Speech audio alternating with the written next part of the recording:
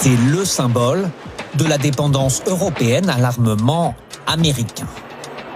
Le chasseur-bombardier F-35, fabriqué par les États-Unis. Il y a encore 2 ans, cérémonie en grande pompe au Danemark, pour la livraison de 4 F-35 américains supplémentaires. Grand sourire, même le prince héritier est là, et déclaration enthousiaste. C'est un grand jour pour la défense et l'armée de l'air danoise. Mais aujourd'hui, ce choix d'un armement américain pourrait se retourner contre les Danois. Le contexte a changé. Il y a quelques jours, ces mêmes F-35 survolaient le Groenland, dont Donald Trump veut s'emparer. Alors, en cas d'escalade, les États-Unis pourraient-ils clouer au sol les avions qu'ils ont livrés aux Danois ? À ma connaissance, il n'y a pas de bouton on-off pour clouer ces appareils au sol sur une simple décision américaine. En revanche, il y a une mise à jour permanente des logiciels et ces F-35 sont remplis de logiciels et donc il suffit que les Américains mettent plus à jour ces logiciels et vous avez une conséquence directe en fait sur la disponibilité de ces appareils. Et le Danemark n'est pas seul. En tout, 12 pays européens de l'OTAN possèdent ou ont commandé des F-35.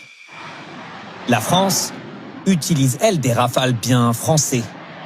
Mais elle ne peut toujours pas se passer des avions de transport Hercule ou des drones Reaper américains. Et même quand l'Europe s'est fabriquée elle-même des armes, comme ici le système d'interception aérienne Mamba, certains pays européens préfèrent l'équivalent américain. Les batteries de défense antiaérienne Patriot ont ainsi été choisies pour le bouclier européen voulu par l'Allemagne. Il y a eu un choix volontaire de considérer pour certains pays européens que s'ils achetaient américains, alors ils seraient automatiquement défendus par les Américains. Et d'ailleurs, les Américains l'ont fait croire. Alors, l'Europe est en train de se réveiller, de comprendre. Les pays les plus atlantistes ont bien compris que cette promesse américaine était une promesse qui n'était pas fiable. Un phénomène qui s'est accentué.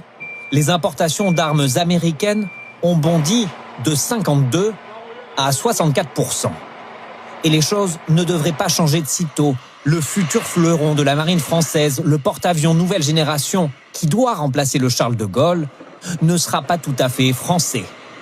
Ces catapultes, qui permettent aux avions de décoller, seront américaines. Un contrat de plus d'1 milliard d'euros.